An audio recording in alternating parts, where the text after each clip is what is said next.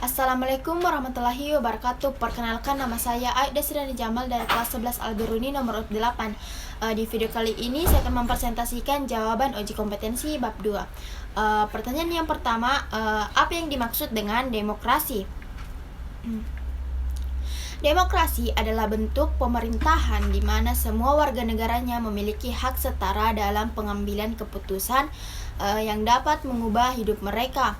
Demokrasi mengizinkan warga negara berpartisipasi baik secara langsung atau melalui perwakilan dalam perumusan, pengembangan, dan pembuatan hukum. Pertanyaan yang kedua, jelaskan macam-macam demokrasi. Yang pertama, demokrasi parlementer. Demokrasi parlementer yang menonjolkan peranan parlementer serta partai-partai. Akibatnya persatuan yang digalang selama perjuangan melawan musuh bersama menjadi kendor dan tidak dapat dibina menjadi kekuatan konstruksi sesudah kemerdekaan.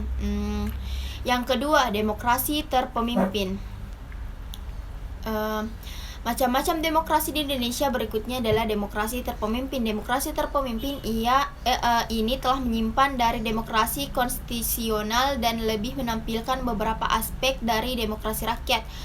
Masa ini kuat ditandai dengan dominasi presiden, terbatasnya peran partai politik, perkembangan pengaruh komunis, dan peran ABRI sebagai unsur sosial politik semakin meluas.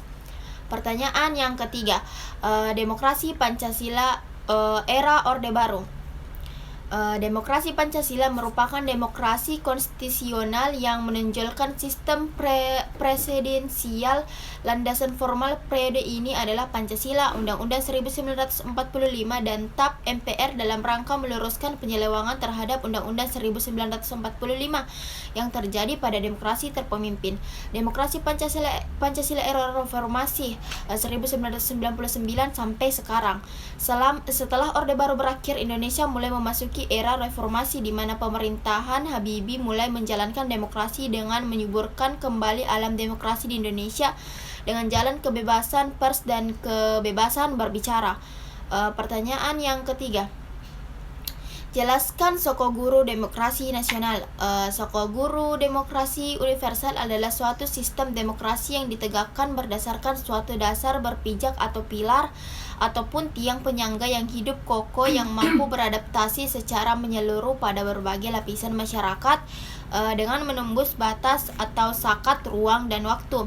Pertanyaan yang keempat, jelaskan bahwa nilai demokrasi Pancasila lebih unggul jika dibandingkan dengan demokrasi lainnya. Demokrasi Pancasila mempunyai nilai lebih daripada demokrasi di negara lainnya sebab mengandung nilai-nilai moral yang sumbernya dari Pancasila, yakni persamaan bagi semua rakyat Indonesia, pelaksanaan kebebasan yang dipertanggungjawabkan secara moral kepada Tuhan Yang Maha Esa, diri sendiri, serta orang lain.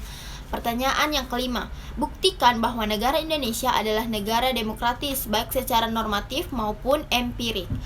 Secara normatif, asas demokrasi pada Indonesia dapat dibuktikan melalui manifestasi yang tertera di Pancasila dan bentuk-bentuk formal seperti pemilu langsung. Sedangkan secara empiris sendiri, pembuktian bahwa Indonesia merupakan negara demokratis yang dapat dilakukan dengan mengurai sejarah keberlangsungan politik praktis negara ini. Dan pertanyaan yang terakhir, yaitu pertanyaan keenam, kemukakan prinsip-prinsip yang perlu dilaksanakan untuk mewujudkan kehidupan yang demokratis. Prinsip-prinsip yang perlu dilaksanakan untuk mewujudkan kehidupan yang demokratis. Yang pertama, negara berdasarkan konstitusi. Yang kedua, jaminan perlindungan hak asasi manusia. Yang ketiga, kebebasan bersertifikat serta mengeluarkan pendapat. Sekian dari saya, kurang dan lebihnya mohon dimaafkan. Wabillahi taufiq wal hidayah. Wassalamualaikum warahmatullahi wabarakatuh.